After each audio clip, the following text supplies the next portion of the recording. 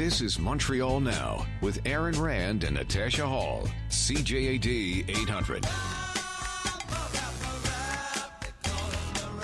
That is James Mennie. He's over at the Montreal Gazette. Jim, can I just start by talking about the story, because I'm not sure I understand this correctly, about the Montreal, the revaluation here, or the valuation of property in this city. Did you see this story?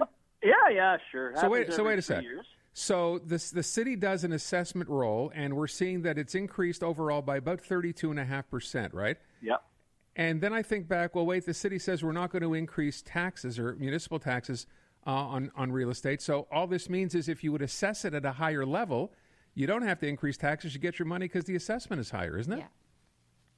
Well, no, that's not really how it works. What they do is they first of all, and that's why everyone freaks out when these things come out every 3 years. The last one that came out, I think it was 2019, and it was up by 19%. People's heads were exploding. And this one, I think, is up by more than 30%. And the fact of the matter is, it's simply a reflection of, and it's to a certain extent, it's subjective. But the city sends out, assessors, and they say, well, based on the market, the rise in the market and what this house could get and whatever, this is what we're going to assess you at. And the average was about 30%. Okay, that's fine. Now, that's one function of calculating your municipal tax bill. Now, the city has a choice, and usually what it can do is it tries, whenever it can, to adjust the mill rate, which is basically, the rate you're charged on every $1,000 of valuation, to reflect your last municipal tax bill. Although sometimes, and I'm pretty sure this time, given the inflation and whatever, Montrealers will see a tax increase. However, the mill rate will be adjusted to reflect the last bill you got, not the evaluation that you got. I know it sounds silly, but that's the way the system works. Okay. I mean, I was just freaked out because they said that it's the biggest increase in 16 years. So I was totally bracing myself. Our property tax bills are already it's hard. It's hard to make ends meet these days. So I like that. So it's based on what you paid last year, not on your new evaluation. The city's going to charge you whatever they're going to.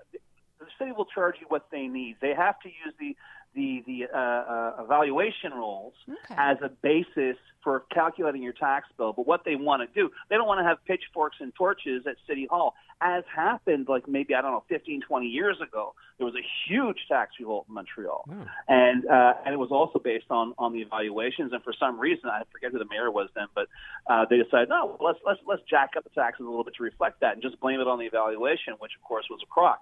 So no, this is simply a function of calculating your tax bill. I'm not saying that your tax bill is going to be the same or lower. It might go up. But as I say, I don't see it going up past inflation unless, of course, Valerie Plante does indeed want, torches and pitchforks in the streets. So as you explained, thank you for explaining that, Jim. So it wasn't that simplistic, because Natasha and I both looked at this one. Holy cow, biggest increase in almost 20 years, but it will not reflect or be reflected directly on your tax bill. No, not at all. Good. I mean, it is basically, and it is, as far as I'm concerned, a relatively accurate reflection of what's been happening with the real estate market. Okay. What I always find intriguing, though, is that even if the bottom drops out of the market, say for a couple of years, I've noticed evaluation rolls never go down. Yeah, that is the one thing you do notice. Yeah. All right, let's talk about the other story today. I know a bunch of us city mayors around the province got together. I saw them all yesterday. Asking the province for how many $1 billion, Jim, to deal with climate change? For $10 billion over 5 years, which, which in Quebec, listen, they say irony is dead. They say God doesn't have a sense of humor. But here comes François Legault, meets with Valerie Plante yesterday, early in the afternoon, says, I'm not going to give you $10 billion. We already have a $7 billion green fund in effect. You show me some ideas that will reduce greenhouse gases, I'll give you some money. He leaves. Okay, even though he knows he's talked about apples and oranges. The money the cities want, and it's not just Montreal, it's 10 major cities. The money they want is to say, I don't know, perhaps update and enlarge the sewers that were popping like champagne corks yesterday after the storm that we got. The heavens opened, right after Legault leaves, and we had a perfect example of why the city needs that money. And not just Montreal, Quebec City, all of our cities are dealing with aging infrastructure, which would have been, it wouldn't have been that big a deal were it not for the fact that these storms, these so-called extreme events, are happening with a distressing amount of frequency. I mean, when was the last time you experienced what we had yesterday afternoon? This monsoon, this tropical storm in September. I've had them in June. We all know the cycle, stinking hot for about a week or 10 days. Then all of a sudden the heavens open up. But I was really thinking, I thought for sure it was going to rain.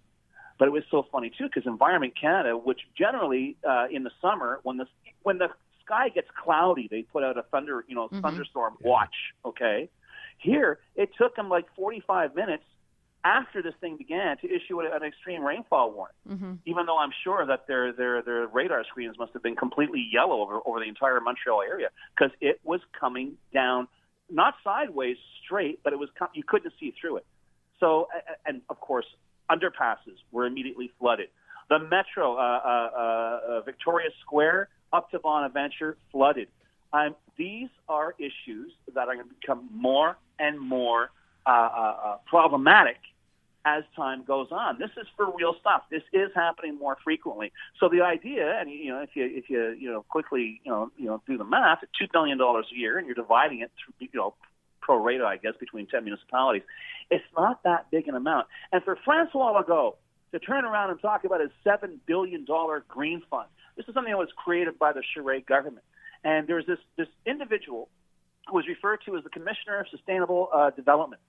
And this, I think it's a woman this time, and she went on the last audit she did on these, at that point, $5 billion, but now $7 billion green fund for Quebec, is that, they're spending tens of millions of dollars on programs. The problem is they have no idea if they work, have no idea what the programs are specifically supposed to do. In a nutshell, some companies can turn around and say, here's our plan. What's your plan? We're going to do stuff for the environment. Okay, here's $50 million. Yeah. I mean, I'm not making this up. It's like tens of millions of dollars floating around, and there is no tracking. So for him to say, show me some, I get it. I'd like to see a clear plan for this $7 billion fund. But like I say, this is for real stuff. This is perhaps the only time we'll be talking about the environment over the course of this campaign, and yet I think there are a lot of our listeners out there who were, how can I put it, more affected yesterday by that particular issue than by any other in the campaign. The interesting part of this is I saw all these mayors, all these, and Valerie Plante was one of them, but as you said, there were a collection of mayors from around the city.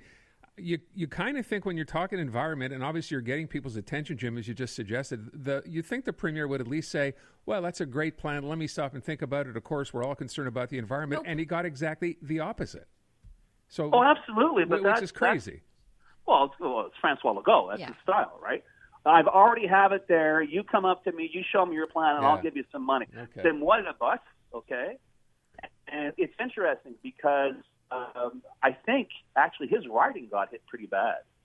I'm not 100% sure. But up in, I think, Assomption, it got hit pretty bad. So, I mean, all that to tell you, though, this is the delicious irony. I'm not going to give you money. Boom, the heavens open. And within 48 hours, we'll be talking about something else. But this is for real stuff. When you're walking down the road and the road disappears underwater and there are geysers coming up because the water flow can't be accommodated by the infrastructure, this is something that we're going to have to deal with, whether we like it or not. And yet somehow I have a sneaking suspicion tomorrow night that ain't going to happen. No.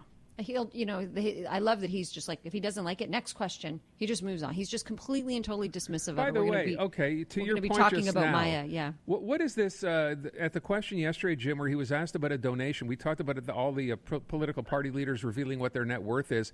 Someone had asked about a rather large donation, which we think was over $1 million, and he really got upset, Francois Legault, and said, okay, question suivante, whatever. What's this about? Is it gaining any traction today?